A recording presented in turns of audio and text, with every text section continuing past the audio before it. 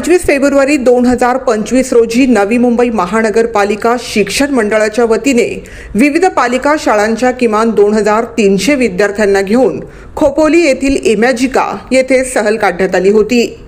यावेळी घनसोली शाळा क्रमांक 76 येथील हिंदी माध्यमातील इयत्ता 8वी मध्ये शिकणाऱ्या आयुष सिंग या 14 वर्षीय विद्यार्थ्याचा दुर्दैवी मृत्यू झाला। या संदर्भात न्याय मागण्यासाठी मनसे शहर अध्यक्ष गजानन काळे यांनी न्याय मागण्यासाठी पालिका आयुक्त डॉक्टर कैलास शिंदे यांची भेट घेतली होती।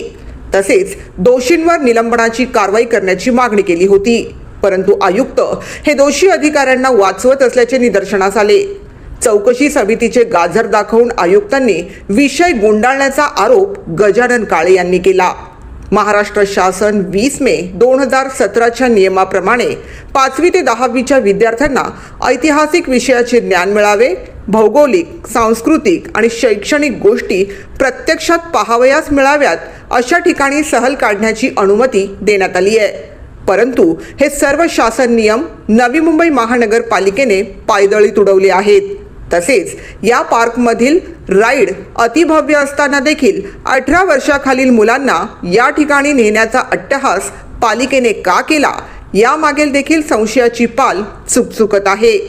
शिक्षण उपसंचालक पुणे यांनी 2 फेब्रुवारी 2016 रोजी एक परिपत्रक काढून सहलीचे नियोजन कुठे आणि कसे करावे याबाबत इत्थंभूत सूचना केल्या।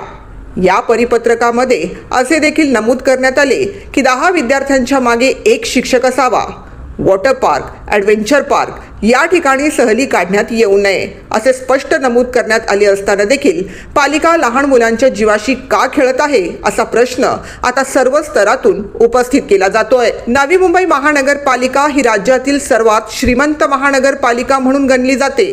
गोरगरीब मुलांना चांगल्या वातावरणात शिक्षण मिळावे म्हणून कोट्यावधी रुपये खर्च करून शालेय इमारती बांधण्यात आल्या, परंतु शालेय वर्ष संपून देखील विद्यार्थ्यांना शालेय वस्तूंचे वितरण केले जात नाहीये, ही शोकांकिताच म्हणावी लागेल। प्रतिनियुक्तीवर आलेल्या अधिकाऱ्यांना विद्यार्थी, शिक्षण या गोष्टींचं काहीही पडलेलं नाहीये। ते फक्त स्वतःचा फायदा करून घेण्यात गुंतलेले असल्याचा आरोप आता नवी मुंबईकर नागरिक करतायत। या निष्पाप मुलांचा जीव पालिकेच्या अट्टहासामुळे गेला, त्याला न्याय मिळावा यासाठी मुंबई 9 न्यूजचा पाठपुरावा सातत्याने सुरू राहणार आहे। तसेच आयुष सिंगच्या मृत्यूला जबाबदार असणाऱ्या अधिकाऱ्यांचे निलंबन होत नाही तोपर्यंत आम्ही स्वस्थ बसणार नाही। नवी मुंबई महानगरपालिकेने 25 फेब्रुवारीला खोपोली येथल्या इमॅजिका वर्ल्ड या ठिकाणी 2017चा शासन निर्णयाला बगल देऊन सहल आयोजित केली होती। त्यात एक 13 वर्षीय आयुष सिंगचा मृत्यू झाला।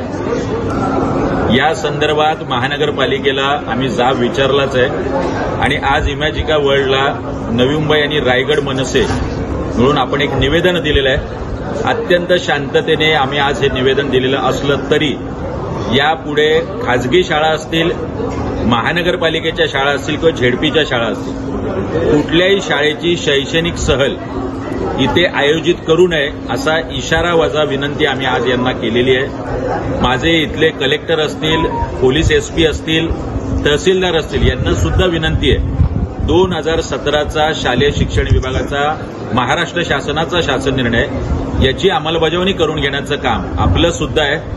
आम्ही सुद्धा आपल्याला पत्र देणार आहोत, पण याच्या मृत्यूला सर्वस्वी महानगरपालिका आणि इमॅजिका वर्ल्ड हेच जबाबदार आहे। यापुढे जर कुठली शैक्षणिक सहल आली तर इमॅजिका वर्ल्डला मनसे स्टाईल दणका दिल्याशिवाय महाराष्ट्र नवनिर्माण सेना स्वस्थ बसणार नाही एवढा सुद्धा इशारा निश्चित देतो।